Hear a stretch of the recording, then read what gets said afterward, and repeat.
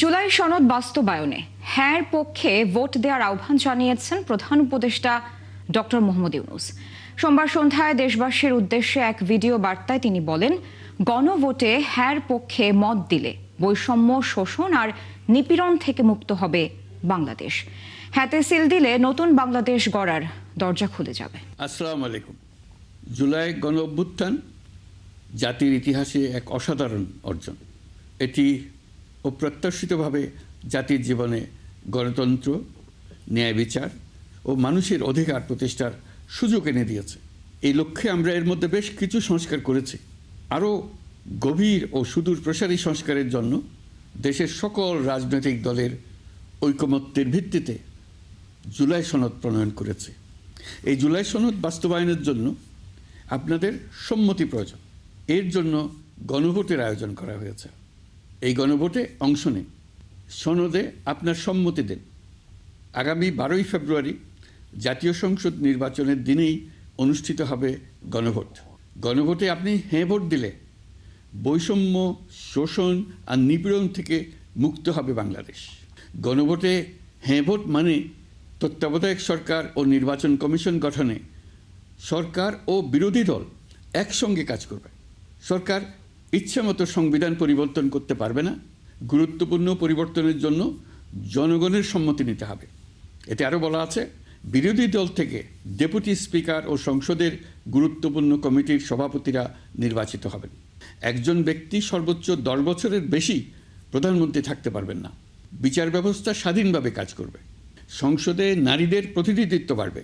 ক্ষমতার ভারসাম্য রক্ষায় পার্লামেন্টে একটি উচ্চ কক্ষ গঠিত হবে। আপনার মৌলিক অধিকার আরও সুরক্ষিত হবে।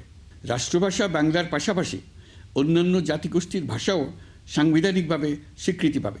দণ্ডপ্রাপ্ত অপরাধীকে রাষ্ট্রপতি ইচ্ছামতো ক্ষমা করতে পারবেন না। সব ক্ষমতা একজন প্রধানমন্ত্রীর হাতে থাকবে না। এবং এরকম আরও কিছু গুরুত্বপূর্ণ প্রস্তাব এর মধ্যে রয়েছে। আমি আপনাদের সকলের প্রতি আহ্বান জানাই, আগামী নির্বাচনে গণভোটে অংশ নেন। রাষ্ট্রকে আপনার প্রত্যাশা মতো গড়ে তোলার জন্য হেঁতে সিল দেন। নতুন বাংলাদেশ গড়ার চাবি এখন আপনার হাতে।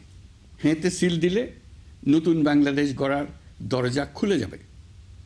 হেঁতে আপনি নিজে সিল দেন, আপনার পরিচিত সবাইকে সিল দিতে উদ্বুদ্ধ করুন এবং তাদেরকে ভোট কেন্দ্রে নিয়ে আসুন। দেশ পাল্টে দিন। ইনশাল্লাহ আমরা সবাই মিলে দেশ গড়ার এই সুযোগ নেব। মহান আল্লাহ আমাদের সহায় হন। ইসি কোনো রাজনৈতিক দলের চাপে নেই বলে দাবি করেছেন নির্বাচন কমিশনার আনোয়ারুল ইসলাম সরকার। তার আশা, এবারের নির্বাচন প্রতিদ্বন্দ্বিতামূলক হবে। আর নির্বাচন কমিশনার আবুল ফজল মোহাম্মদ সানাউল্লাহ জানিয়েছেন, পোস্টাল ব্যালটে অনিয়মের কোনো সুযোগ নেই। ফারজানা আক্তারের প্রতিবেদন। গণপ্রতিনিধিত্ব আদেশে ভোট গ্রহণের অন্তত 25 দিন আগে কেন্দ্রগুলোর চূড়ান্ত তালিকা গেজেট আকারে প্রকাশের বিধান রয়েছে। সেই অনুযায়ী ত্রয়োদশ জাতীয় সংসদ নির্বাচনে আসন ভিত্তিক ভোট কেন্দ্রে ভোট কক্ষ ও ভোটার সংখ্যার তালিকা প্রকাশ শুরু করেছে নির্বাচন কমিশন। এ অবস্থায় নির্বাচন নিয়ে রাজনৈতিক দলগুলোর পাল্টাপাল্টি নানা অভিযোগের বিষয়ে নির্বাচন কমিশনার আনোয়ারুল ইসলাম দাবি করেছেন, এবার একটি প্রতিদ্বন্দ্বিতামূলক নির্বাচন হবে। আপিল শুনানিতে যেটি মনে হয়েছে একটা ভালো প্রতিদ্বন্দ্বিতামূলক নির্বাচন, এবং যে সমস্ত প্রার্থীরা এসেছেন তাদের বক্তব্য, তাদের স্ব পক্ষে যেভাবে রেখেছেন, ভোটের মাঠেও তারা সেইভাবে কে কাকে হারাতে পারবে, কে কিভাবে জিতবে, সেজন্য জনগণের কাছে যাবে, ভোটারদের কাছে যাবে। ইসি কোনো রাজনৈতিক দলের চাপে নেই বলেও জানান তিনি। নির্বাচনে অংশ যারা নিবে তারা নির্বাচন কমিশনের দৃষ্টিতে সবাই সমান, এবং একটা ভালো দিক লক্ষণীয় যে সবাই আসতেছে নির্বাচন কমিশনে, তাদের অভিযোগ, অনুযোগ, পরামর্শ এগুলো দিচ্ছে। এতে করে কিন্তু নির্বাচন কমিশন এনরিচ হচ্ছে।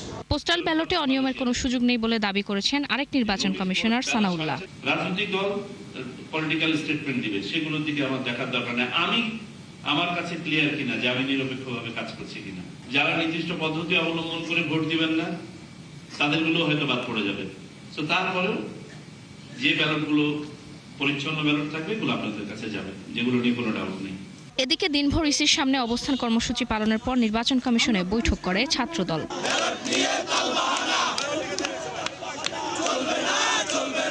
ফারজানা আক্তার, ৭১, ঢাকা। নির্বাচন সুষ্ঠু ও শান্তিপূর্ণ করতে আইন শৃঙ্খলা বাহিনীর প্রায় ৯ লাখ সদস্য মোতায়েন থাকবে। কাজ করবেন ২ পর্বে। সোমবার নির্বাচন নিয়ে সচিবালয় আইন শৃঙ্খলা বৈঠক শেষে এমনটা জানান স্বরাষ্ট্র উপদেষ্টা জাহাঙ্গীর আলম চৌধুরী। তিনি আরো বলেন ৪২,০০০-এর মধ্যে অধিক ঝুঁকিপূর্ণ ৯,০০০ ভোট কেন্দ্রে বিশেষ ব্যবস্থা নেওয়া হবে। ২৫,০০০ বডি ক্যামেরার পাশাপাশি প্রথমবারের মতো ড্রোনের ব্যবহার করা হবে। শারমিন নীরা রিপোর্ট। মাসের গণনা শেষ। দিনের হিসেবে আসন্ন ত্রয়োদশ জাতীয় সংসদ নির্বাচনের বাকি আছে মাত্র ২৩ দিন। নির্বাচন সুষ্ঠু ও গ্রহণযোগ্য করতেই এখন বেশি তৎপর ডক্টর ইউনূসের প্রশাসন। সচিবালয় আইন শৃঙ্খলা সংক্রান্ত উপদেষ্টা পরিষদের বৈঠক শেষে লিখিত বক্তব্যেও স্বরাষ্ট্র উপদেষ্টা তেমনটাই জানান। আইন শৃঙ্খলা বাহিনীর সদস্য মোতায়েন ২ পর্বে এবার আইন শৃঙ্খলা বাহিনী দায়িত্বে থাকবে। বিভিন্ন বাহিনীর প্রায় ৯ লাখ সদস্য কাজ করবেন। নির্বাচনে আইন শৃঙ্খলা পরিস্থিতি নিয়ন্ত্রণ রাখতে দেশ জুড়ে ২ পর্বে আইন শৃঙ্খলা রক্ষা বাহিনী মোতায়েন করা হবে। এই ক্ষেত্রে ভোটকেন্দ্রের নিরাপত্তা থেকে শুরু করে মোবাইল ও স্ট্রাইকিং ফোর্স পরিচালনা সবকিছু সমন্বয় থাকবে রিটার্নিং কর্মকর্তার অধীনে। প্রথম পর্বে চলমান যারা মোতায়েন রয়েছে তারাও বলবৎ থাকবে। দ্বিতীয় পর্বে ভোট কেন্দ্রিক মোতায়েন, সেখানে আইন শৃঙ্খলা রক্ষা বাহিনীর সদস্যরা ৮ থেকে ১৪ ফেব্রুয়ারি পর্যন্ত মোট ৭ দিন দায়িত্ব পালন করবে। ৪২,০০০-এর বেশি ভোট কেন্দ্রের মধ্যে প্রায় ৯,০০০ অধিক ঝুঁকিপূর্ণ চিহ্নিত করা হয়েছে। উপদেষ্টা বলেন ২৫,০০০ বডি ক্যামেরার সাথে ড্রোনের ব্যবহার হচ্ছে প্রথমবার। আসন্ন জাতীয় সংসদ নির্বাচনে ভোট কেন্দ্রের সংখ্যা হবে ৪২,৭৬১টি। তার মধ্যে অধিক গুরুত্বপূর্ণ ভোট কেন্দ্র থাকবে ৮,৭৮০টি। গুরুত্বপূর্ণ ভোট কেন্দ্র ১৬,৫৪৮টি। সাধারণ ভোট কেন্দ্র ১৭,৪৩৩টি। পুলিশ সদস্য কর্তৃক অধিক গুরুত্বপূর্ণ এবং গুরুত্বপূর্ণ ভোট কেন্দ্রে ২৫,০০০ বডি ওয়ার্ন ক্যামেরা ব্যবহার করবে। এদিকে এক প্রজ্ঞাপনে নির্বাচনের আগে ৩১ জানুয়ারির মধ্যে বৈধ অস্ত্র জমা দিতে বলা হয়েছে। উপদেষ্টা জানান আবেদন করলে শুধু এমপি প্রার্থীরা অস্ত্র বা গানম্যান পাবেন। ক্যান্ডিডেট যারা তাদের অস্ত্রটা তারা রাখতে পারবে। আর তারা যদি নিজেদের হাতিয়ার না থাকে, যদি তারা অস্ত্র চালনা করতে না পারে, তো তারা একজন ওই হিসাবে ওই যে কী বলে এটা গানম্যানের মতো তারা একজন রাখতে পারে। শারমিন নীরা, ৭১, ঢাকা। নির্বাচন কমিশন যোগ্যতার সঙ্গে আগামী নির্বাচন পরিচালনা করতে সক্ষম, তাই এই কমিশনের ওপরই আস্থা রাখতে চায় বিএনপি। সোমবার দলের এমন মনোভাবের কথা জানালেন দলটির মহাসচিব মির্জা ফখরুল ইসলাম আলমগীর। দলের প্রতিষ্ঠাতা সাবেক রাষ্ট্রপতি জিয়াউর রহমানের ৯০তম জন্মবার্ষিকীতে সকালে তার সমাধিতে শ্রদ্ধা নিবেদন শেষে তিনি এসব কথা বলেন। বিএনপি মহাসচিব জানান উদার ও গণতান্ত্রিক বাংলাদেশ বিনির্মাণে প্রতিশ্রুতিবদ্ধ তারা। আরও জানাচ্ছেন মোহাম্মদ হোসাইন। ১৯৭৫-এ টালমাটাল রাজনৈতিক পরিস্থিতিতে রাষ্ট্র ক্ষমতার কেন্দ্রবিন্দুতে আসেন ওই সময়ের সেনাপ্রধান জেনারেল জিয়াউর রহমান। দায়িত্ব নিয়েই ফেরান শৃঙ্খলা, স্থিতিশীলতা। পরে প্রতিষ্ঠা করেন বাংলাদেশ জাতীয়তাবাদী দল বিএনপি। দলটির প্রতিষ্ঠাতার ৯০তম জন্মবার্ষিকীতে তার সমাধিতে শ্রদ্ধা জানাতে ঢল নামে হাজারো নেতাকর্মীর। শহীদ রাষ্ট্রপতি জিয়াউর রহমান আমাদের কাছ থেকে দেহ চলে গেলেও তার যে চিন্তা চেতনা, তার যে আদর্শ, সেই আদর্শ যুগে যুগে আমরা প্রতিপালন করব। গণতান্ত্রিক প্রক্রিয়াকে আমরা প্রতিষ্ঠা করার জন্য সারা বাংলাদেশের মানুষ ঐক্যবদ্ধ। আমরা জাতীয়তাবাদী তাঁতি দল শেষ বিন্দু রক্ত থাকতো আমরা এটা প্রতিষ্ঠা করে সারব ইনশাআল্লাহ। দলের সিনিয়র নেতাদের নিয়ে শ্রদ্ধা জানান বিএনপি মহাসচিব মির্জা ফখরুল ইসলাম আলমগীর। পরে তিনি বলেন নির্বাচন আয়োজনে বর্তমান কমিশনের উপর আস্থা রাখতে চায় তার দল। আমরা এখন পর্যন্ত নির্বাচন কমিশনকে দেখেছি যে মোটামুটিভাবে তারা যোগ্যতার সঙ্গেই কাজ করছে। আমাদের যে সমস্যাগুলো আমরা মনে করেছি সেগুলো আমরা গতকাল তার সামনে তুলে ধরেছি এবং আমরা বিশ্বাস করি যে নির্বাচন কমিশন যোগ্যতার সঙ্গে এই নির্বাচন পরিচালনা করতে সক্ষম হবে। দলের প্রতিষ্ঠাতা জিয়াউর রহমান বহুদলীয় গণতন্ত্র ফিরিয়ে এনেছিলেন। তার দেখানো পথেই এগিয়ে যেতে চায় বিএনপি। আমরা বাংলাদেশের মানুষ প্রতি বছর স্মরণ করি তার অনুষ্ঠিত যে পথ, সেই পথে আমরা সামনের দিকে এগিয়ে যাই। একটা উদার গণতান্ত্রিক বাংলাদেশ প্রতিষ্ঠা করবার লক্ষ্যে আমরা আরো দৃঢ়ভাবে শপথ গ্রহণ করি। দেশের ধ্বংসপ্রাপ্ত অর্থনীতি পুনরুদ্ধার ও গণতন্ত্রকে প্রাতিষ্ঠানিক রূপ দিতে বিএনপির প্রতিশ্রুতির কথাও জানান বিএনপি মহাসচিব। আমরা আজকে এখানে শপথ নিয়েছি একটা ধ্বংসপ্রাপ্ত অর্থনীতির বাংলাদেশকে গড়ে তোলার জন্য, গণতন্ত্রকে প্রাতিষ্ঠানিক রূপ দেওয়ার জন্য। মোহাম্মদ হুসাইন, ৭১, ঢাকা। আগামীতে ক্ষমতায় গেলে আবারও চালু করা হবে খাল কাটা কর্মসূচি, এমন প্রতিশ্রুতি দিলেন বিএনপি চেয়ারম্যান তারেক রহমান। এছাড়া প্রতিটি পরিবারকে দেয়া হবে ফ্যামিলি কার্ড। নারীদের আরও স্বাবলম্বী করার উদ্যোগ নেওয়ার কথাও জানান তিনি। সোমবার যশোরের শিশু আফিয়ার দোয়া অনুষ্ঠানে ভার্চুয়ালি যুক্ত হয়ে তারেক রহমান এসব কথা বলেন। আরও জানাচ্ছেন মোহাম্মদ হুসাইন।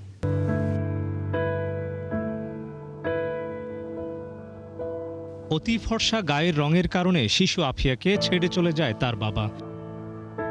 জেনেটিক্যালি ত্রুটিসম্পন্ন আলবেনিজম রোগে আক্রান্ত সেই অসহায় শিশু ও তার মায়ের পাশে দাঁড়ালেন বিএনপির চেয়ারম্যান তারেক রহমান। নিলেন আফিয়ার পড়াশোনার দায়িত্ব, নির্দেশ দিলেন 10 দিনের মধ্যে তার জন্য ঘর তৈরি করে দেয়ার। এরকম আফিয়ার সংখ্যা তো বাংলাদেশে আরো অনেক আছে। আফিয়ার দোয়া অনুষ্ঠানে গুলশান থেকে ভার্চুয়ালি যোগ দিয়ে তারেক রহমান বলেন, মানুষের পাশে দাঁড়ানোই বড় রাজনীতি, আর বিএনপি সেই রাজনীতি করে। আমরা রাজনীতিটা করি দেশের মানুষের জন্য। রাজনীতির অর্থ কি সবসময় মিছিল, মিটিং, স্লোগান? হ্যাঁ, মিছিল, মিটিং, স্লোগান রাজনীতির একটি অংশ বই কি, কিন্তু তার বাইরেও তো রাজনীতির অংশ আছে। মানুষের বিপদে আপদে বিভিন্ন সময়ে ঝড়, বৃষ্টি, তুফান, বন্যা, বিভিন্ন রকম প্রাকৃতিক দুর্যোগই হোক অথবা মানুষের কোনো ব্যক্তিগত দুর্যোগই হোক, সামাজিক দুর্যোগই হোক, সোজা কথায়, অল্প কথায়, এক কথায় মানুষের পাশে গিয়ে দাঁড়ানো, এটি হচ্ছে সবচেয়ে বড় রাজনীতি। নির্বাচনে জিতলে প্রতিটি পরিবারের জন্য ফ্যামিলি কার্ড চালুর প্রতিশ্রুতি দিয়ে বিএনপি চেয়ারম্যান জানান, নারীর উন্নয়নও থাকবে আলাদা কর্মসূচি। মাধ্যমে আমরা যেরকম ফ্যামিলি কার্ড যেটি আমরা দিতে চাইছি, এটি দেওয়ার মাধ্যমে যেরকম আমরা পরিবারগুলোর পাশে দাঁড়াবো, ফ্যামিলি কার্ড আমরা দিতে চাই শুধু নারীদেরকে। একটি পরিবারের যে নারী প্রধান যে, তাকে আমরা এই ফ্যামিলি কার্ডগুলো দিতে চাই, যাতে তার পরিবারের সহযোগিতা হয়, তার পরিবারের জন্য সুবিধা হয়, সাহায্য হয়। ঠিক একইভাবে আমরা দিতে চাই কৃষক কার্ড কৃষকদের জন্য। অর্থাৎ আমাদের রাজনীতিটাকে আমরা নিয়ে যেতে চাই, রাজনীতিটাকে শুধু স্লোগান, মিটিং, মিছিল এর মধ্যে আমরা সীমাবদ্ধ রাখতে চাই না। আমরা রাজনীতিটাকে এমন ভাবে নিয়ে যেতে চাই যাতে সাধারণ মানুষ বলতে আমরা যাদেরকে বুঝি, সেই মানুষগুলোর পাশে যাতে আমরা দাঁড়াতে পারি। বাবা শহীদ রাষ্ট্রপতি জিয়াউর রহমানের খাল খনন কর্মসূচি ফের চালু করার আশ্বাসও দেন তারেক রহমান। খাল খনন কর্মসূচি শুরু করতে চাইছি, যা শুধুমাত্র গ্রাম অঞ্চলের মানুষরা, যা শহরের মানুষের জন্য উপকার হবে, সামগ্রিকভাবে দেশের মানুষের জন্য উপকার হবে। পানির সমস্যার সমাধান আমরা দেখি কি, বর্ষাকালে যখন অতিবৃষ্টি হয় অথবা সীমান্তের উপর থেকে যখন হঠাৎ করে বাঁধ খুলে দেওয়া হয়, আমাদের দেশের বিভিন্ন অঞ্চল ভেসে যায় পানিতে। বলেন, মানুষকে ভালো রাখাই হবে বিএনপির আগামী দিনের রাজনীতি। মোহাম্মদ হুসাইন, ৭১, ঢাকা। বিএনপি চেয়ারম্যান তারেক রহমানের সঙ্গে সৌজন্য সাক্ষাৎ করেছেন ঢাকায় নিযুক্ত যুক্তরাষ্ট্রের নতুন রাষ্ট্রদূত ব্রেন্ট ক্রিস্টেনসেন সহ কয়েকটি দেশের রাষ্ট্রদূত। সোমবার বিকেলে গুলশানে বিএনপি চেয়ারম্যানের কার্যালয়ে এই সাক্ষাৎ অনুষ্ঠিত হয়। এ সময় তারেক রহমানের সঙ্গে উপস্থিত ছিলেন বিএনপি মহাসচিব মির্জা ফখরুল ইসলাম আলমগীর সহ দলের সিনিয়র নেতারা। সাক্ষাতের সময় ঢাকায় যুক্তরাষ্ট্র দূতাবাসের আরও কয়েকজন কর্মকর্তা উপস্থিত ছিলেন। এর আগে সকালে তারেক রহমানের সঙ্গে দেখা করেন ঢাকায় নিযুক্ত কানাডার রাষ্ট্রদূত অজিত সিং। এ সময় দ্বিপক্ষীয় সম্পর্ক ও রাজনৈতিক বিষয়ে আলোচনা হয়। এদিকে বিকেলে বিএনপি চেয়ারম্যানের সঙ্গে ঢাকায় নিযুক্ত ইউরোপীয় ইউনিয়নের রাষ্ট্রদূত মাইকেল মিলারের নেতৃত্বে ইউরোপীয় ইউনিয়নভুক্ত German, France, Sweden, Denmark, Spain, Italy রাষ্ট্রদূতগণ সাক্ষাৎ করেছেন। নির্বাচন কমিশনের বিরুদ্ধে পক্ষপাতের অভিযোগ তুলেছে জামায়াত ইসলামী। সোমবার দলটির নেতা আব্দুল্লাহ মুহাম্মদ তাহের হুঁশিয়ারি দেন, অতীতের মতো পাতানো নির্বাচন হলে তারা মেনে নেবেন না। তবে সুষ্ঠু নির্বাচনের বিষয়ে এখনও আশাবাদী তারা। আর জোটের অবশিষ্ট 47 আসনে মঙ্গলবার চূড়ান্ত প্রার্থী ঘোষণা করা হবে বলেও জানান তিনি। আরও জানাচ্ছেন শাহাদুজ্জামান সাকিব। ইসলামী আন্দোলনের জন্য ফাঁকা রাখা 47টি আসনের বিষয়ে সিদ্ধান্ত নিতে দুপুরে জামায়াতের কেন্দ্রীয় কার্যালয়ে আসেন 10 দলের লিয়াজো কমিটির নেতারা। তারা জানান, আসনগুলোর ব্যাপারে আনুষ্ঠানিক সিদ্ধান্ত জানানো হবে মঙ্গলবার। কিছু আসন উন্মুক্ত রাখা হয়েছে। পরে সাংবাদিকদের সঙ্গে মতবিনিময় করেন জামায়াতের নায়েবে আমির আব্দুল্লাহ মুহাম্মদ তাহের। জানান, ইসলামী আন্দোলনের জোটে থাকার ব্যাপারে শেষ পর্যন্ত আন্তরিক ছিলেন তারা। ইসলামী আন্দোলনের সাথে শুরু থেকেই আমরা খুব ভালোভাবে হ্যান্ডেল করতেছিলাম এবং পরিস্থিতি প্রায় অনেকটা ফিনিশিং পর্যায়ে গিয়েছিল। আমাদের সাথে সর্বশেষ যে আলোচনা হয়েছে, ওনারা বলেছিলেন একটু বেশি সংখ্যায় সিট তারা চেয়েছিলেন, আমরা বলেছি না এতটুকুতেই নির্ধারিত থাকতে পারে না, সিট তো 300ই। আমরা দুটি নীতিমালার ভিত্তিতে আগিয়েছি। এক হচ্ছে প্রত্যেকটি দলের president secretary will be selected for nomination whatever the strength of the parties. আর সেকেন্ড হচ্ছে যে দলের যেখানে অবস্থান ভালো সেই দল সেটা পাবে। এক প্রশ্নের জবাবে তিনি বলেন, কোনো পাতানো নির্বাচন হতে দিবে না জামাত। সরকারের প্রতি নির্বাচনী পরিবেশ নিরপেক্ষ রাখারও আহ্বান জানান তিনি। ইলেকশন কমিশনের ভূমিকা আমরা শুরু থেকে বলেছি এ বিট বায়াসড, এবং তারা বিশেষ দলের পারপাস সার্ভ করার জন্য চেষ্টা করছে। চিফ অ্যাডভাইজারকে এ ব্যাপারে স্পষ্ট বলে দিয়ে আসছি এবং উনি বলছেন যে উনি এটার প্রতিকার করার জন্য চেষ্টা করবেন। অ্যান্ড পরেও যদি আমরা দেখি যে তারা একটা দিকে হেলে পড়ছে, আমরা বলেছি অলরেডি, তো তাহলে তো সেখানে আমরা খুব স্ট্রং স্ট্যান্ড নেবো, এতে কোনো সন্দেহ নেই। আমরা আরেকটা ইমব্যালেন্স ইলেকশনকে বা 2008-এর ইলেকশনকে এখানে জনগণ মেনে নেবে না। নির্বাচন কমিশনের সামনে ছাত্রদলের অবস্থান কর্মসূচিকে ধ্বংসাত্মক কার্যক্রম হিসেবে দাবি করেন তিনি। ছাত্রদলের আন্দোলনটা হচ্ছে নেগেটিভ, ধ্বংসাত্মক। শাহিদুজ্জামান সাকিব, ৭১, ঢাকা। দর্শক, এই মুহূর্তে বিএনপির গুলশান কার্যালয়ে বক্তব্য রাখছেন বিএনপির যুগ্ম মহাসচিব হুমায়ুন কবির। আমরা সরাসরি চলে যাচ্ছি সেখানে। বিভিন্ন পজিটিভ এক্সচেঞ্জেস আমাদের মধ্যে মানে তারেক রহমান সাহেবের সাথে ওনাদের হয়েছে, অত্যন্ত ফলপ্রসূ আলোচনা হয়েছে। আবারও আমি বলি, এটা গতকালকে বলছি, বাংলাদেশ 5th অগাস্টের আপরাইজিং এর পরে এমন এক দেশ, এই দেশকে আর কেউ নির্দেশনা দিতে পারবে না। অন্য দেশের নির্দেশনায় বাংলাদেশের মানুষ চলে না, আর এই বাংলাদেশ আর কখনো ফিরে আসবে না। বাংলাদেশ যুক্তরাষ্ট্র বা আমাদের চেয়ারম্যান তারেক রহমান সাহেব আলোচনা করছেন কিভাবে দ্বিপাক্ষিক সম্পর্ক উন্নয়ন করা যায়। এখানে ট্রেড ইনভেস্টমেন্ট নিয়ে আলোচনা হয়েছে, বিভিন্ন কোঅপারেশন, ইন্টারন্যাশনাল কোঅপারেশনমূলক আলোচনা হয়েছে। যুক্তরাষ্ট্র will be an important partner, US is an important development partner of Bangladesh. তারপরে ইন্টারন্যাশনাল আপনার কাপড়ে যে রোহিঙ্গা ইস্যু, আমরা রোহিঙ্গা ইস্যু নিয়ে কিভাবে এটা আগামীতে আমরা একটা মাল্টিল্যাটারাল প্রসেসে এটা রিজলভ করা যায়। কারণ this will remain a national security concern, one of our top priorities. আমরা এটা we need to resolve this. সেখানে আমরা মাল্টিল্যাটারাল সাপোর্ট সিক করব। বিভিন্ন গুরুত্বপূর্ণ যারা আমাদের ইন্টারন্যাশনাল মানে আমাদের ডেভেলপমেন্ট পার্টনার, এদের সাথে আমরা কাজ করব এবং এটা মিলে একটা জায়গায় আমরা যাতে রিজলভ করতে পারি। তো Rohingya issue was one of this issues. তারপরে আমরা বিভিন্ন উন্নয়নমূলক কর্মকাণ্ড, বাইল্যাটারাল যে বললাম রিলেশনশিপ কীভাবে স্ট্রেংথেন করা যায়, ট্রেড অ্যান্ড ইনভেস্টমেন্টের বিষয় আসছে। তারপরে আপনার শিক্ষা আমাদের প্রাধান্য পাচ্ছে, ভোকেশনাল এডুকেশন প্রাধান্য পাচ্ছে, টেকনিক্যাল এডুকেশন। তো মানে অনেক উন্নয়নমূলক বিষয় নিয়ে আজকে আলোচনা হয়েছে। সুষ্ঠু, অবাধ ও নিরপেক্ষ নির্বাচনের পরিবেশ এখনো তৈরি হয়নি বলে অভিযোগ করেছে এনসিপি। সন্ধ্যায় যমুনায় প্রধান উপদেষ্টার সঙ্গে বৈঠক শেষে দলটির আহ্বায়ক নাহিদ ইসলাম এই অভিযোগ করেন। পুরো বাংলাদেশের মানুষ এটা দেখছে যে একটা ছাত্র সংগঠন সে গুন্ডা বাহিনীর মতো ইলেকশন কমিশনের সামনে যা বসে রয়েছে, তাদের সিনিয়র নেতৃবৃন্দ গিয়ে রায়ের আগে যে তাদের সাথে মিটিং করে তাদের পক্ষে রায় নিয়ে আসতেছে। তাহলে এটা কি বার্তা দিতেছে? এবং একটা সংবিধানের ভুল ব্যাখ্যা ইলেকশন কমিশন দিয়ে দিতেছে। ফলে এই ধরনের হঠকারী কাজ ইলেকশন কমিশন যাতে না করে, ইলেকশন কমিশন যদি মনে করে বাংলাদেশে একটাই দল আছে, তাহলে কিন্তু ইলেকশন কমিশন ভুল ভাবতেছে। বাংলাদেশে রাজনৈতিক দল অনেকগুলো রয়েছে, জোট রয়েছে, সবচেয়ে বড় গুরুত্বপূর্ণ বাংলাদেশের জনগণ, এগুলো কিন্তু সব কিছুই দেখতেছে। ফলে আমরা কিন্তু মাঠে নামতে বাধ্য হব যদি ইলেকশন কমিশন এই আচরণগুলো আমাদের কাছে কন্টিনিউ করে। পলিসি যদি কোনো নির্দিষ্ট দলের প্রতি বা নির্দিষ্ট প্রার্থীর প্রতি আলাদাভাবে অ্যাপ্লাই করা হয়, তাহলে এটা নির্বাচন কমিশন এবং পুরো নির্বাচন ব্যবস্থাকে বিতর্কিত করবে বলে আমরা মনে করি। আমরা দাবি করছি যে নির্বাচন কমিশন এবং রিটার্নিং কর্মকর্তাদের পক্ষ থেকে যে এই শোকজ দেওয়া হয়েছে সেটা দ্রুত সময়ের মধ্যে উইথড্র করতে হবে এবং এটার যথাযথ ব্যাখ্যা জনগণের কাছে দিতে হবে কী কারণে আইন বহির্ভূতভাবে এই শোকজটা করা হবে।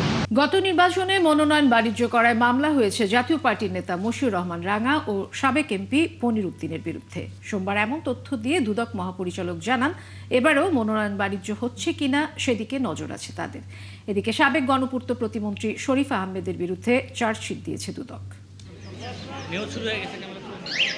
দ্বাদশ সংসদ নির্বাচনে দলীয় নমিনেশন পাইয়ে দিতে সাবেক এমপি পনিরুদ্দিন আহমেদের কাছ থেকে 1,70,00,000 টাকা ঘুষ নেন জাতীয় পার্টির সাবেক মহাসচিব মশিউর রহমান রাঙা। এই লেনদেনের প্রমাণ পাওয়ায় উভয়ের বিরুদ্ধে মামলা করেছে দুর্নীতি দমন কমিশন। মহাসচিব ও জাতীয় পার্টির প্রেসিডিয়াম সদস্য পদে বহাল থাকা অবস্থায় এবং ব্যবসায়িক সম্পর্ক না থাকা সত্ত্বেও অভিযোগ সংশ্লিষ্ট পনিরুদ্দিন আহমেদকে দ্বাদশ সংসদ নির্বাচনে অংশগ্রহণের জন্য সুযোগ তৈরি করে দিয়ে 1,70,00,000 টাকারও বেশি ঘুষ গ্রহণ এবং প্রদান এবং উক্ত টাকা স্থানান্তর, রূপান্তর এবং হস্তান্তর করার অপরাধ অনুসন্ধানকালে প্রমাণিত হয়েছে।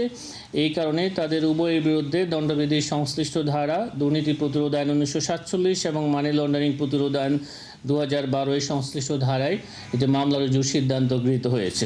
এবারও এরকম মনোনয়ন বাণিজ্য হচ্ছে কিনা তা খতিয়ে দেখবে কমিশন। আমরা সুনির্দিষ্ট অভিযোগের ভিত্তিতে কাজ করে থাকি। সুনির্দিষ্ট অভিযোগ পেলে অবশ্যই সেই বিষয়গুলো এই সংক্রান্ত যে কমিটি রয়েছে তারা এই বিষয়গুলো নিয়ে কাজ করবে।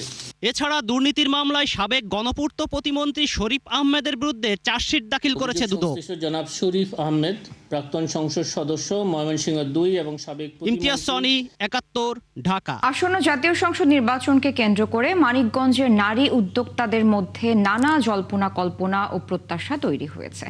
তারা চান স্থিতিশীল রাজনৈতিক পরিবেশ এবং ব্যবসা বান্ধব নীতি। সুষ্ঠু রাজনৈতিক পরিবেশ না থাকায় কাজ করতে পারছেন না বলে জানান নারী উদ্যোক্তারা। আরও জানাচ্ছেন মনিরুল ইসলাম মিহির। মানিকগঞ্জের 7 উপজেলায় ছড়িয়ে ছিটিয়ে আছে প্রায় 20,000 নারী উদ্যোক্তা। সকাল থেকে রাত তৃণমূল থেকে শহরের বিভিন্ন প্রতিষ্ঠানে তারা কাজ করেন। তারা জানান ঋণ পাওয়ার জটিলতা, সামাজিক বাধা আর বাজারজাতকরণ সহ নানান সমস্যা তাদের নিত্যসঙ্গী। কিন্তু সুষ্ঠু নীতিমালা এবং মনিটরিং থাকলে এমন সমস্যা থাকার কথা নয়। তাই আসন্ন জাতীয় সংসদ নির্বাচনে নারী উদ্যোক্তা বান্ধব সরকার চান। আমি একজন উদ্যোক্তা হিসেবে চাইবো যে যাতে আমরা বিজনেসটা সুন্দর মতো করতে পারি, আমাদের দিকে একটু তারা লক্ষ্য রাখেন। আমাদের আইনতভাবে প্রোটেকশন দেওয়া সহ সব ধরনের সুযোগ সুবিধা যা আমাদের নারী একটা উদ্যোক্তা আমরা ব্যবসায় যাতে আগাতে পারি। এখন কিন্তু নারীরা অনেক জায়গায় অবহেলিত আছে, তাদের নিয়ে যারা কাজ করবে আমরা চাইবো যে সেরকম একটা সরকার আমাদের হোক। এখন ভোট তো আমরা তাকেই দিব যে আমাদের এই সমস্যাগুলো সুনজরে দেখবে এবং সেগুলো সমাধান করবে। নারী উদ্যোক্তারা আরও জানান সংসদ নির্বাচনে এমন প্রতিনিধির নির্বাচিত হওয়া উচিত যারা ব্যবসার পরিবেশ বোঝেন। তারা চান এমন একজন জনপ্রতিনিধি যিনি কেবল শাসক নন বরং হবেন একজন সহযোদ্ধা। দেশ বিদেশের খবর সম্বন্ধে জানতে হলে আপনাকে ই কমার্সে আসতেই হবে, তো এই ব্যাপারগুলো আমাদের একটু সুবিধা দিতে হবে। পুরুষের পাশাপাশি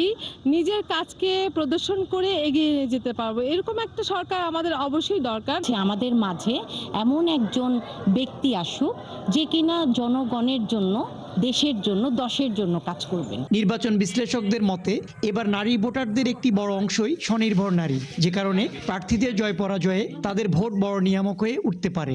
সেই আসুক যে তাদের ব্যবসাটাকে ধরে রাখতে পারবে, উন্নয়নের দিকে এগিয়ে নিতে পারে, নারীদের মর্যাদা দিবে এবং নারীরা স্ব-উদ্যোগে উদ্যোক্তা হয়ে রাষ্ট্রের একটা গুরুত্বপূর্ণ ভূমিকা নেবে। সেই জন্য তাদের স্বার্থেই তাদের কাকে ভোট দিবে এটা তাদের উপর নির্ভর করে। নারী উদ্যোক্তারা মনে করেন আসন্ন নির্বাচন কেবল একটি রাজনৈতিক পালাবদল নয়, এটি তাদের অর্থনৈতিক মুক্তি তৈরির সুযোগ।